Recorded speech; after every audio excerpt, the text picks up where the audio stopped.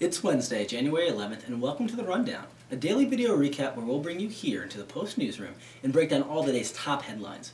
A popular uptown salon will be closing its doors at the end of the month, according to a story on today's front page. Regis, which has been located on Court Street for nearly 60 years, was told by its corporate office earlier this month that it must close by the end of January. The salon's manager and two of its stylists weren't very happy to hear they'll be losing their jobs, and they speak exclusively to the Post. On our op-ed page, one former OU professor weighs in on head football coach Frank Solich's bonuses this year and gives a little shout out to our buddies over at WUB, so you definitely want to make sure to check that one out. Finally, in men's basketball, the Bobcats hope to stop the bleeding tonight, coming off 2 straight losses as they face Buffalo in the Convo.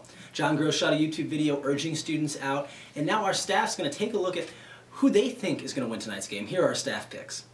Remember, for staff picks, blog posts, podcast, and feature stories, make sure to stick with the Post Sports, one of the few outlets giving you an editorially independent look at Ohio Bobcat sports, as well as tons of local sports as well. Check us out at www.thepost.ohiou.edu, as well as follow us on Twitter at The Post Sports. I'm joined now by Jillian Bloomer, who had a really interesting story on page 3 of the Post today, following up on Galbraith Chapel, which has been closed since, mid-December due to some construction problem there. Tell me a little bit more about what's going on, Jilly. Well, basically, over winter intercession, they found that there was a piece of plaster that had fallen from the ceiling, so they erected some scaffolding and, looked at it, and they found that parts of the ceiling were, wet to the touch. Ooh. So, there's definitely water damage, and they are closing Galbraith until further notice to do deeper investigation on the rest of the damage. Okay, and I know when we and other outlets reported on this in the past, we talked a lot about the weddings that go on there. That's what everyone thinks, you go to Galbraith to get married. Mm-hmm. But this also affects a certain segment of students. Tell me a little bit more about the students who've been affected by this closing.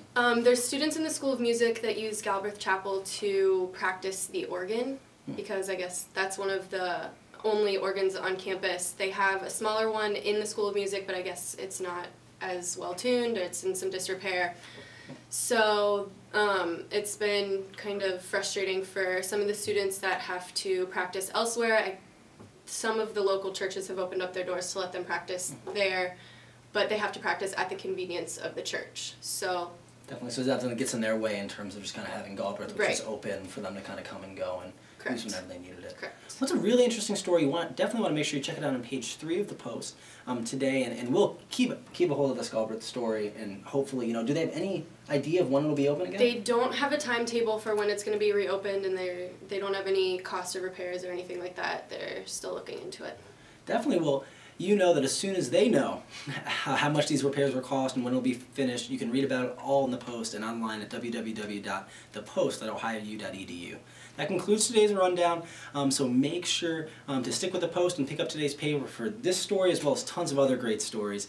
Again, we're the Post, your independent voice on campus and in Athens. Thank you and happy Wednesday.